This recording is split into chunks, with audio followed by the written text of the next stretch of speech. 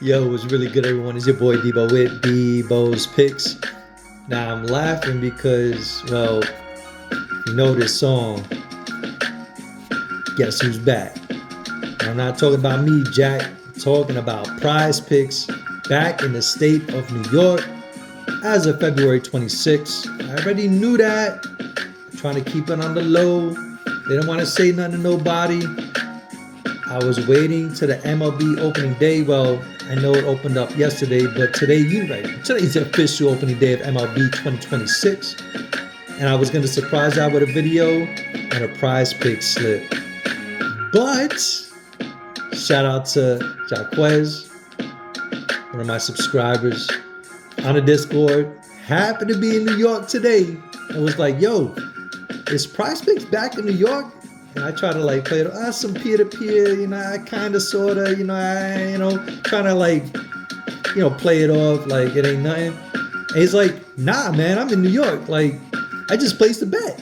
It's regular. It's like it always was. I'm like, yeah, you got me. All right. Yep, it is.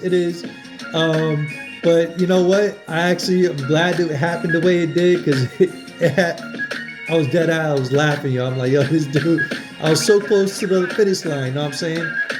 But it doesn't matter because Prospects is back. So I'm just happy. It's like that crack, like that blue magic, you know what I'm saying? But anyways, I want to share my Prize Picks list for today's MLB slate. So let's get it poppin'. Boy, I've been waiting to say that. Whew, rolls right off the tongue. So as I continue to talk, the plays that I got for Prize Picks MLB slate will pop up on the screen. Now, I'm taking a little bit of a different approach. Yeah, I know I love the attack, the K props, but it's a little too late for that. They all got bumped, and I'm trying to. Prospects changed. You know what I'm saying? Like we already know they changed. It's harder to get a jump on them now. They got the goblins, the demons, all that, all that porqueria. You know what I'm saying? But forget about it. Let's not talk about that. So I'm going down a different avenue. You know what I'm saying? So first, I'm looking at the games. And I'm like, all right, looking at the money line. So I'm kind of taking a backdoor approach here. You know what I'm saying? Before I figure out which pitches I want to attack. You know what I'm saying? A lot of great matchups today, but it's all about the numbers. You know what I'm saying? Like, are we going to get it at a good number? You know what I'm saying? That's the goal. So the first game that popped up, Twins going into B-More to face the Orioles, Trevor Rogers. And the reason why this game just kind of magnified out of all of them, the Minnesota Twins, just their lineup has regressed. They're just not as good. They weren't that good last year. They're not going to be any better this year.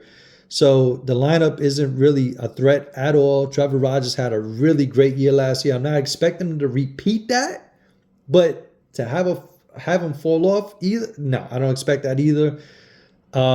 He's opening day starter for a reason. Well, for two reasons. One, the pitching depth the Orioles have isn't that crazy, but that's not putting like a bad word on Trevor Rogers and what he could do. He's a really, really good pitcher. Going up against a lineup, like I said, that's just not a threat whatsoever. Their favorites at minus 145 on the money line. They're also pitching at home. The total run line is juiced to go under 8.5. He is going up against Joe Ryan. I love Joe Ryan as well. But this has more to do with Trevor Rogers and that Minnesota lineup, and they're at home. Trevor Rogers has some pitches. His velocity's up. He's got some strikeout pitches. So what I expect out of him to go at least 5 or 6 innings. Again, it's a low number, so keep that in mind on the fantasy score. So easily achievable. You go 5 or 6 innings, pick up about 5 Ks, get the dub, or just go 6, get the quality, and then possibly the dub. But either way, it's a great matchup for him, and it's a low number to attack.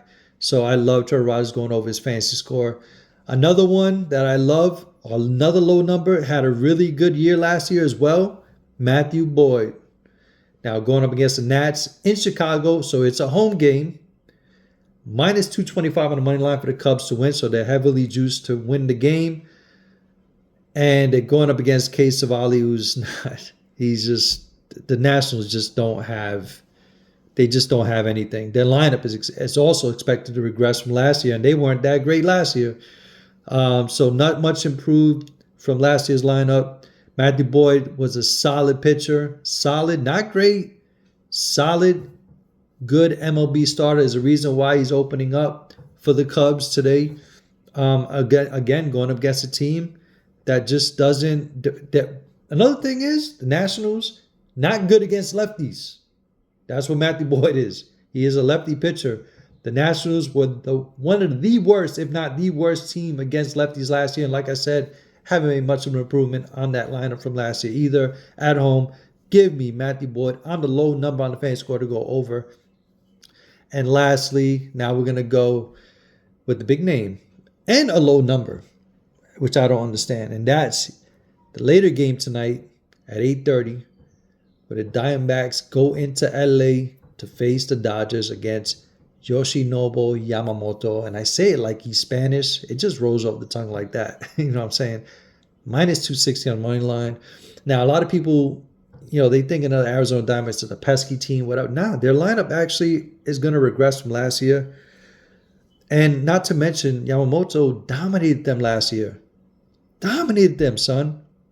Look up the numbers from last year against the Arizona Diamondbacks. Now, he's at home. He's a year removed from getting his feet wet with the MLB because his first year, let's face it, he's had some injuries. It was kind of like a mixed bag. And then he just showed his dominance as the season went on last year. He got better and better, and I expect more or less the same as he continues for the 2026 season. Going against Diamondbacks, like I said, they're favorites at home. And Yamamoto at 32.5. Are you kidding me? 32.5, whatever line you're getting it at. Come on, man. You know the boy's going to go at least 6 innings. Get about, 5 to 6 Ks, give or take. You know what I'm saying? Maybe give up a run. 32. Come on, man. This is a drop in the bucket. So these 3 are my favorite plays for today's MLB slate via Prizepicks. Ooh, I love saying that. Now, as y'all know, I was relegated to using other platforms, and I've fallen in love, not fell in love because I'm still in love with them, is the Fanatics Sportsbooks.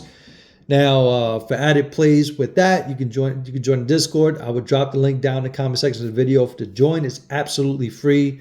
Not only will you see plays from me, but other people in the community. But I had posted plays for Fanatics Sportsbooks for the past couple of days, and they're strikeout props. So you may see more fan scores from me from Prizepicks than you would strikeout props because it's just Prizepicks changed a lot. They just they get the jump on it really quick now. Before I used to attack them in the beginning, and we used to cake up, But now they're just very quick with it, or they just devalue it with the goblin, and then they get the demon. It's just all this crazy shit going on. So I'm trying to keep it simple, keeping it basic, but always trying to strive to get that green. So till then, best of luck. Let's get this paper. Peace.